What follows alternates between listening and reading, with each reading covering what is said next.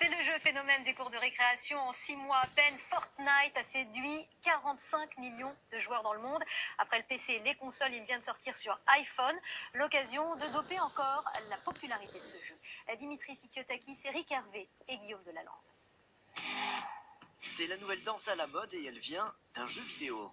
En quelques semaines, Fortnite est devenu le jeu le plus populaire. 118 millions d'heures de jeu sur la plateforme vidéo Twitch le mois dernier, très loin devant les anciennes stars League of Legends et PlayerUnknown's Battleground.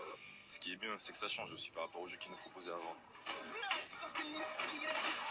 Fortnite, c'est ce qu'on appelle un Battle Royale. 100 joueurs sont parachutés sur une île, sans armes ni matériel, avec un seul but, être le dernier survivant. Il faut se débrouiller avec ce que l'on trouve seul ou en équipe.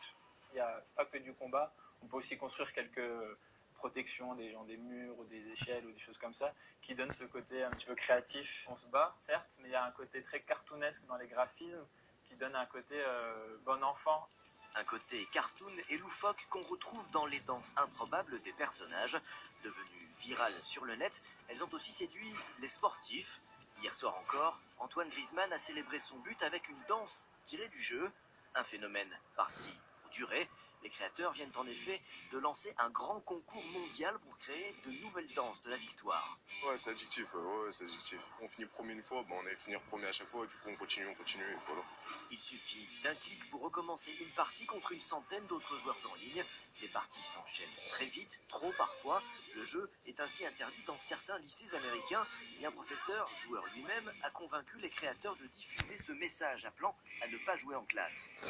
Si le jeu est gratuit à télécharger, on peut acheter de nouveaux costumes pour son personnage. Des petits achats qui ont rapporté en février dernier plus de 100 millions d'euros.